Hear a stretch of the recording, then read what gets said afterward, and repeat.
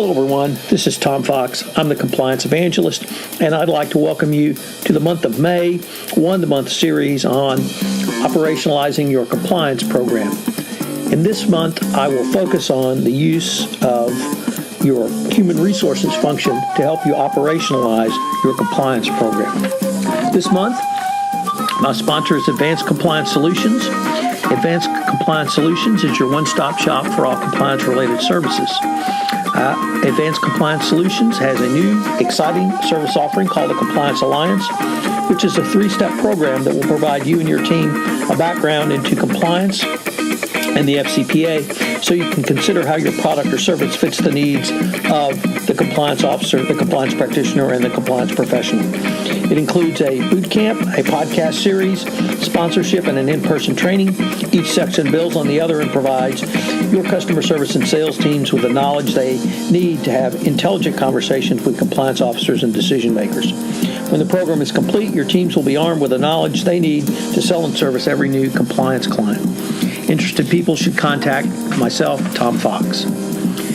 In the evaluation of corporate compliance programs issued by the Department of Justice, there was a section on incentives and discipline. This spoke directly to the need of the HR function in compliance or several other parts of the evaluation which speak to the integration of compliance into your HR function to fully operationalize your compliance program. Each day this month, I will be exploring a different way for you to operationalize your compliance function through the HR function. I hope you enjoy this series. This is Tom Fox. Thank you very much for listening. Day 3, the JPMorgan Chase FCPA enforcement action. In 2016, JPMorgan Chase and its subsidiary, JPMorgan Securities Limited, resolved an FCPA matter obtaining a non-prosecution agreement with total penalties of $268 million. This was by far the largest case involving hiring and FCPA violations. The conduct involved the firm's client referral program entitled the Sons and Daughters Program, which targeted children of high Chinese government officials and employees of state-owned enterprises and other close family members and even close friends and associates of government officials and employees of state-owned enterprises for hiring in a long-standing blatant attempt to win business. It was designed, created, and implemented by the top management of the Chinese business unit, or Asia-Pacific business unit, I should say, which went so far as to keep a tally of those persons hired by the business unit tied to specific business development. Senior officials and employees conspired to engage in a quid pro quo agreement with Chinese officials. The language quid pro quo is replete throughout the settlement documents because that is specific language used by JPMorgan Chase personnel when discussing the Sons and Daughters program. These actions led to over $100 million in profits to JPMorgan. While JPMorgan was certainly aware that many of the hires did not meet company hiring criteria, there never seemed to be oversight of this illegal program or even an investigation into the clear red flags presented by the company's actions. What is more, the company knew the high risk involved in hiring family members of government officials as far back as 2001 and indeed had a written policy prohibiting such conduct.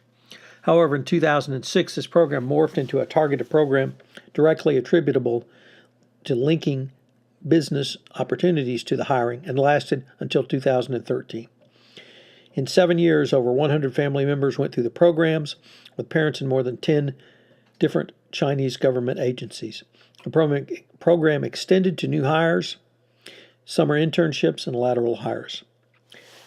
The company tracked the metrics of the Sons and Daughters programs with a spreadsheet that tracked hires to specific clients while also tracking revenue attributable to those hires. The spreadsheet was so detailed that it delineated a column for each hire, the referring client, the relationship of the client, and the amount generated attributable to the hire in U.S. dollars. The purpose of this level of documentation was to track deals that resulted from the hires and measure the revenue associated with the Sons and Daughters program. So the corruption scheme and the benefits obtained by the company were fully documented. The program began as a FCPA risk management tool and listed 5 requirements which should be considered for the hiring of any foreign government official, son or daughter. Whether the applicant, number 1, whether the applicant was qualified for the position. 2, whether the applicant had gone through the normal interviewing process. 3, whether the referring client or potential client was government related. 4, whether the firm was actively pitching for any business from the client or potential client. And 5, whether there were expected to be a benefit to JPMorgan for hiring the referred candidate. These criteria were designed to act as an internal control to prevent illegal hiring under the FCPA, but it morphed into a program to disguise the true result of these hires. Worse, it appears that both the HR and compliance functions were complicit in this scheme to violate the FCPA because there was at least one instance where the business unit noted on the form the hiring of the candidate will place JPMorgan in a more favorable position for securing future business. This business justification somehow changed and morphed into the next iteration, which read, the candidate will be trained by JPMorgan for a couple of years and go to a local bank. Thus, this will bring more business. All because the company's compliance and HR functions instructed the business unit employees to remove the offended language, writing that the hiring of the candidate should not be the purpose for securing a future business for the firm. Please remove. In addition to tying the business unit to the hiring of the sons and daughters under the program, there was an additional problem that these hires did not meet Morgan's basic hiring and retention standards. Those hired under the program were a protected species requiring management input before termination. The settlement documents were replete with evidence that the hires under the sons and daughters did not meet the hiring standards and often failed to meet minimum standards for retention of the company. One thing that the resolution does not decidedly stand for is the proposition that a company can never hire a family member of a foreign government official or employees of a state-owned enterprise. Indeed, it was a JPMorgan compliance officer who stopped the program in 2013, noting, I'm afraid that from an anti-bribery and corruption standpoint, we cannot create positions to accommodate client requests. This statement clearly shows that when an official refers a family member for hire, red flags should go up. It also demonstrates why compliance should be involved in any high-risk endeavor.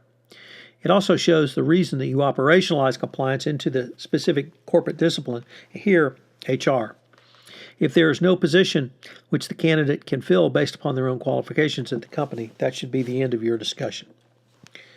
So, over the last couple of days, I've taken a look at the hiring cases, and what does that tell us about the criteria compliance can advise HR on to operationalize the compliance issues in hiring?